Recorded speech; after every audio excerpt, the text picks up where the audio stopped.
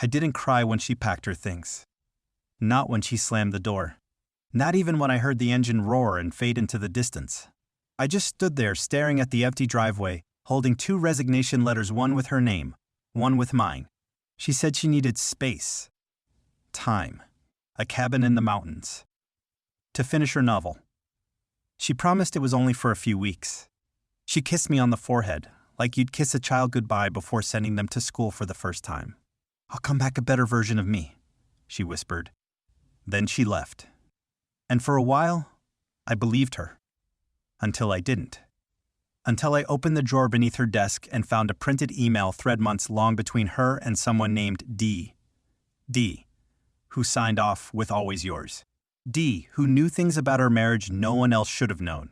D, who told her, "You don't need to ask for permission to live the life you want. He's just a bookmark in your story." A bookmark.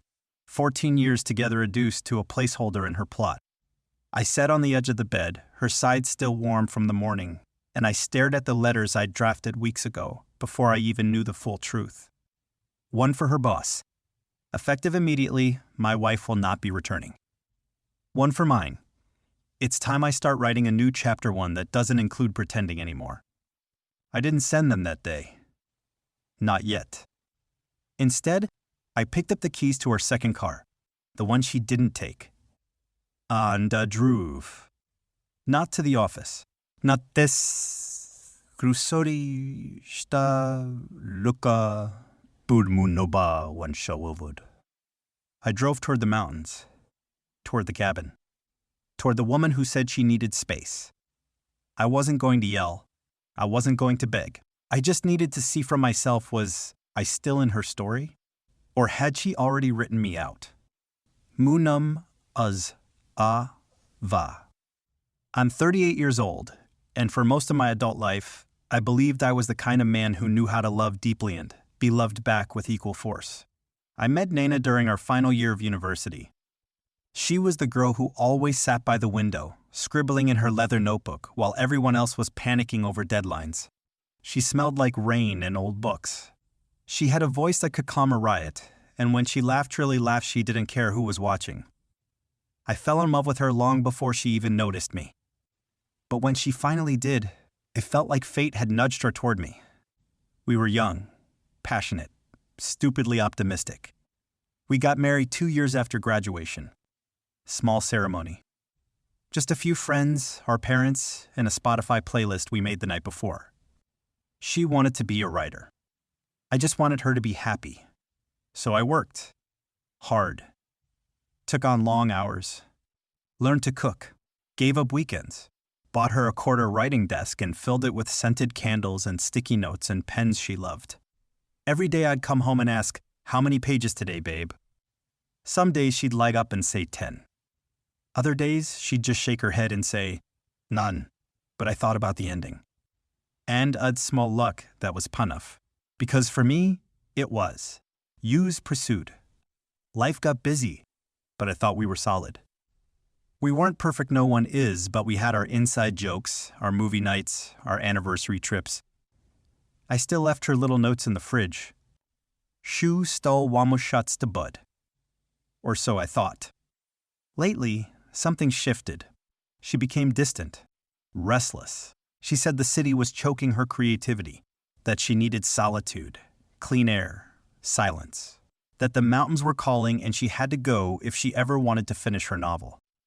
"I'm not running from you, Arav," she told me, eyes pleading. "I'm running toward myself."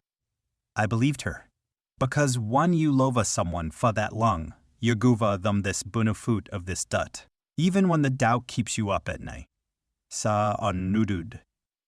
I helped her pack. Ovun smulud, as a wachud hadrovo udobolo. But what she didn't know was that I'd already begun to unravel. Because lova rule lova doesn't just latgu, that uzalo, and nuthka duh. It was a Tuesday when I found it. I wasn't looking for anything, not really. I had gone to her writing room to water the little plant she always forgot about. The room still smelled like her lavender lotion and peppermint tanned. For a second, I just stood there, letting it wrap around me like she used to. That's when I noticed her drawer was half open. Not the top one, the bottom drawer. The one she always kept locked. At first, I hesitated. It felt wrong, like I was invading a space that belonged entirely to her. But then curiosity doesn't knock politely. It kicks the door in. Inside were stacks of old notebooks, drafts, crumpled paper, and under them, a sleek black leather folder. I opened it. Inside, I found printouts emails. Dozens of them, some short, some pages long, all of them dated within the last year. They weren't addressed to me. They weren't about me. They were conversations between Nena and someone named simply D. At fust, at summat onjusunt. Writing critiques, ideas, encouragement. But then the tone shifted.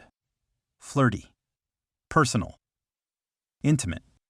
I wish I could fall asleep next to your voice. E doesn't get you, not the real you. But I do. Tell me again what it feels like when he touches you. Cold, right? Like obligation? My chest tightened. Each line was a dagger. Uche musuj twesta somethum dupa on ma. A screwlid done and rud. Wanna wusha hadn't. Wanna mon this kaboon with ya. But want just ba wuds on ma. Utdeed ba rule. Utdeed ba us. Cabin. With you. My knees buckled. Asata nis uju of ha rutung cha. This pruntage shuts. Trumblung on my hands. For a few minutes, all I could hear was my own heartbeat, loud, uneven, desperate. I wanted to scream, to break something, to drive to that cabin and burn it all to the ground. But I didn't.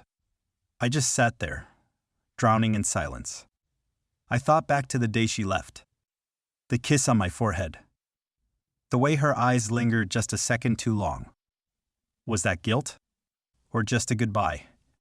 Surun lo, over patham let could do front. The unanswered texts. The late-night calls that she'd cut short.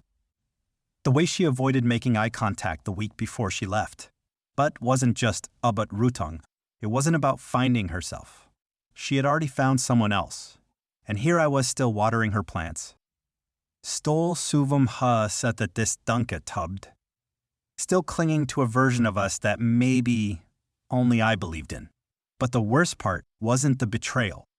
It was the fact that she hadn't even told me. She just left. Look, thuff understood. And she took more than the car. She took the story we were writing together and started writing a new one without me. I didn't sleep that night. I lay in our bed, my bed now, I suppose staring at the ceiling, her pillow untouched beside me. Every time I closed my eyes, I saw their words etched behind my eyelids. It'll be real. It'll be us. Was I being paranoid? Was it possible I misunderstood? Maybe Dee was just a friend. A writing mentor. Someone she leaned on when she couldn't lean on me. But then, he doesn't get you. But I do. That wasn't just writing critique. That was war. And I'd already lost the first battle without even realizing it. I kept telling myself I should wait. Lut hakumu hum. Let her explain. But what would she say? It wasn't what you think? I was lonely. And he listened? It just happened? Pupla sa the want this truth. But I've learned something about truth that doesn't set you free. It burns you down. But this next munung, mumunde was split on it to vujuns of mu. One ha wanted scrum, confront, drava, strut, that kaban and dummen dunsus. The other who still loved her. The version of me who couldn't stop thinking, what if I pushed her away? What if I didn't see how unhappy she really was? God, maybe I was just a bookmark. I went through our old messages. Scrolled through years of texts, little heart emojis, silly memes. I miss you notes typed during office breaks. And then I scrolled up to the most recent ones weeks ago now. Ma, hup, this kaboons guy te ya. Miss you. Nena, it's peaceful. Just what I needed. Miss you too. Lie. A rud hu mus ya na en fault fuzu kuli suck. U punde this amul foldu ugun. Hopum ud fund. Somethum rudumum. Something that said, I can't do this. I love my husband. I feel guilty. But it was only more of the same. More whispers behind my back. More pieces of a version of her I didn't recognize. I stared at her contact on my phone for an hour. Thumb hovering over the call button. Vanovka des Durut. Then back to the call. Eventually, I hit record instead. If I couldn't speak to her, I'd speak into the void. And maybe, someday, I'd send it. Hey, I said softly into the mic. I found your folder. Silence. All wasn't letcom. Aswa'a wasn't, but a fund ut. And na a kant unrude what a rud. A kant unna ut. I swallowed. I want to hate you. I should, but I don't. Not yet. I keep thinking maybe there's an explanation. Maybe this is your way of screaming for help without actually screaming. My voice cracked. Just nudda no was a UV key panaf ya? Was a always just a suff plust puckwol you whatted fa the stum pus. I stopped recording. Didn't play it back. Didn't delete it either. Just let it sit there, like a time capsule. A version of me frozen in heartbreak. Later that evening, I found myself sitting in her chair again. I traced the rim of her coffee mug. Still stained with lipstick. Like she left in a hurry and didn't plan to stay gone long. And yet her goodbye had been so final. So polished. Almost like Sonashud Rutun. On ha hodda 100 arms before finale actum ot. It started to hit me, slowly, painfully. This was never about just the writing. This was an escape, a soft exit. And was this karapgek luftbuhund, the filler, the plot device. I walked into the kitchen and poured myself a glass of water, only to realize my hands were trembling. Was I going to confront her? Or was I just going to let this play out? What fahat kumu bak? Pretend I didn't know. Swallow it whole. The idea made me sick. No. I couldn't be the silent, understanding husband anymore. Because I wasn't just grieving the betrayal. I was grieving the version of her I thought I knew. And that version, she was already gone. Tu das Lutka, a funnily, drove up this kaboon. I told myself I wasn't going there to confront her. I just needed clarity. Closure. One lust glumsa at this vujun of ha optol dant som dlutka. The drive was long and quiet, except for the rain that started halfway up the hills. It drummed against the windshield like an anxious heartbeat. The GPS signal dropped somewhere near the pine tree forest, but I remembered enough of her stories to piece together the final stretch. She described it so many times, like it was her private paradise. Wooden porch, green roof, big glass windows, she said, eyes glowing. I'll finally be able to breathe, Orav. When I pulled up, the porch lights were already on. That was the first red flag. This Sukund? A man's jacket hanging over the railing. It wasn't mine. I parked the car and just sat there for a minute. Rain still tapping the roof. My fingers gripped the steering wheel so hard they turned white. Part of me begged to turn around. Just drive back. Pretend I never saw it. But my legs moved before my heart could stop them. This watadan stas krukud onki, ma. What is a stupid onet this putsch? I could see movement through the window, two figures. Shadows. Close. Familiar. I didn't knock. I turned the doorknob slowly. It wasn't locked. And what a sanuxta dudden, just bruck ma. It erased me. Nuna. In a sweatshirt that wasn't hers. Standum on the skutchun with manudnovke son bofo. Tall. Broad. beard, his hand resting on her lower back like it belonged there. And she wasn't pulling away. The dun sama at fust. I just stood there in the doorway, soaking wet, watching the woman I loved pour wine for another man in the cabin she said was for her and her words. Then she turned. Her eyes met mine. And everything stopped. Her glass slipped from her hand and shattered on the floor. Ah, she whispered, like she wasn't sure I was real. The man straightened up, stepping slightly in front of her. I almost laughed. Was he protecting her from me? Who is he? He asked, his voice steady, low. I answered before she could. I'm her husband. The silence that followed was louder than anything I've ever heard. Nana didn't say a word. She didn't run to me. She didn't explain. She just stood there frozen while her lover stared me down like I was the intruder in their story. Moboyu statega, this man fonali sud. And that was it. The moment I realized she hadn't just betrayed me. She had replaced me. This wasn't an affair. This was a new chapter one I wasn't even written into. I looked at her one last time. And, swa suchud ha uzfu unpun. Guilt, pain, regret. But all I saw was relief. As ufshud bun watong fa thus mamunt. For me to finally see the truth. I walked out into the rain without another word. Didn't slam the door. Didn't yell. Because the worst kind of heartbreak isn't loud. Otes salensa that fulus one someone you lova doesn't USC USda. I didn't sleep that night either.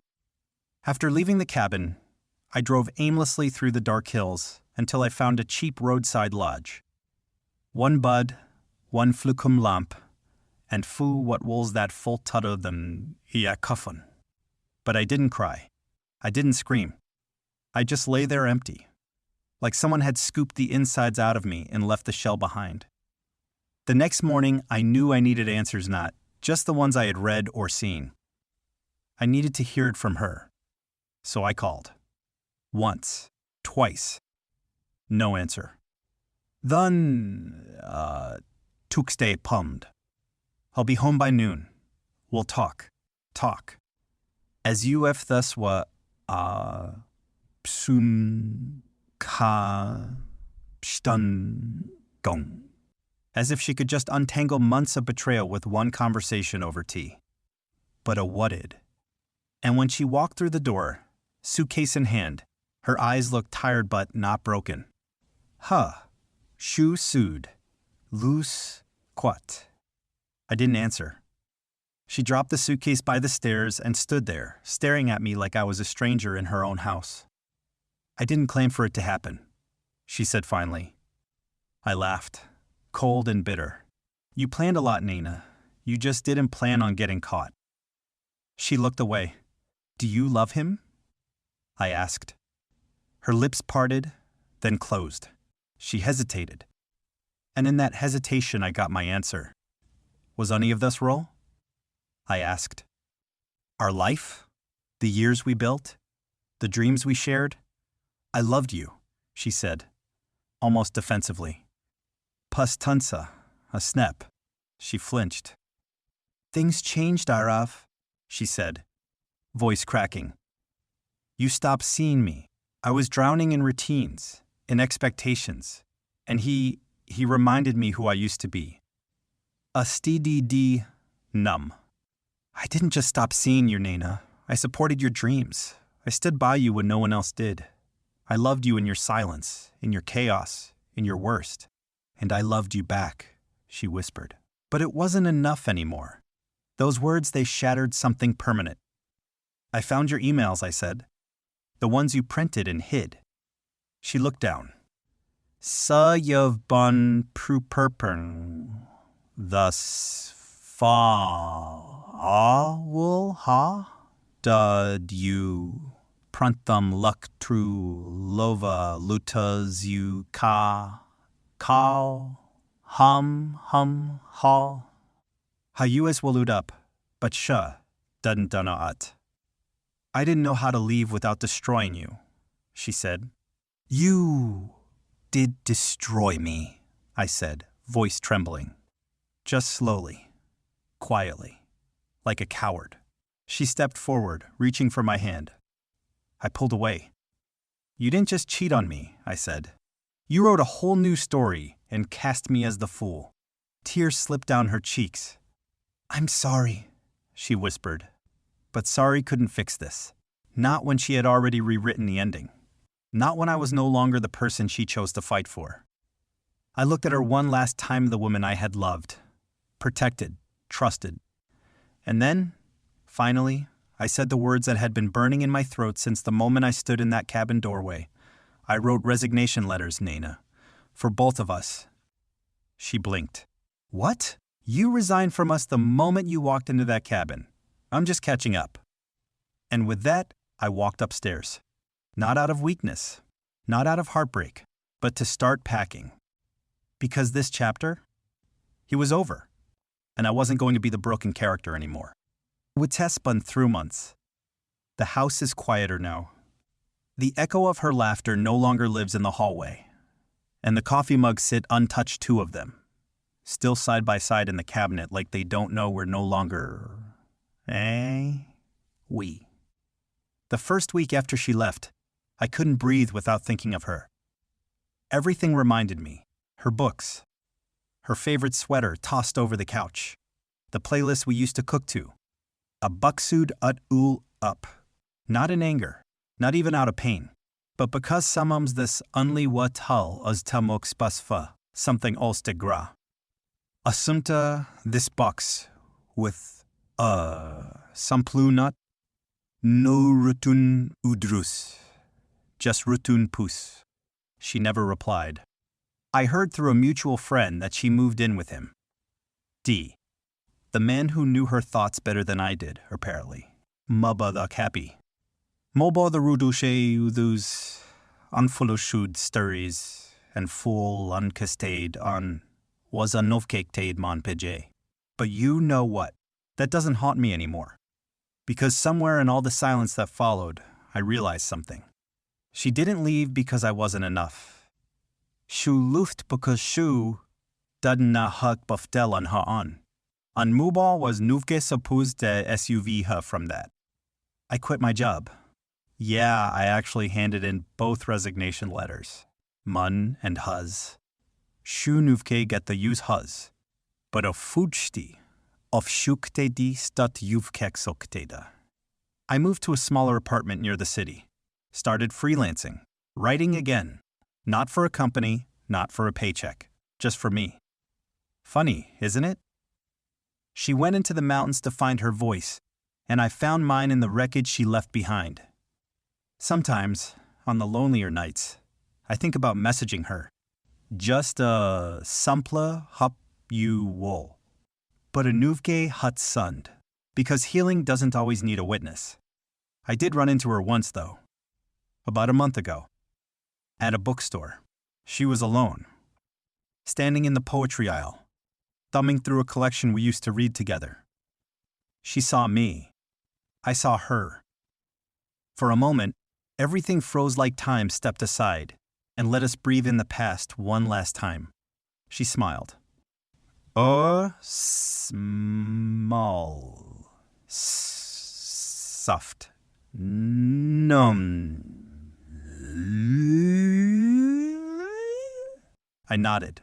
Just once. No words. No drama. Just to two people who once held the world between them, now strangers passing through its pages. She walked out before me. Didn't look back. Neither did I. And in that moment, I knew I was free. Not from her, but from the version of me that couldn't let go. Now, every morning, I wake up to a life that doesn't need fixing. A life built on truth, solitude, self-respect. I pour one cup of coffee, sit by the window, write for hours. No distractions, no lies, no wondering if someone's waiting to leave. Just peace. And if you ask me what the biggest plot twist of all was, wasn't that shaluft, but was that a skavudu.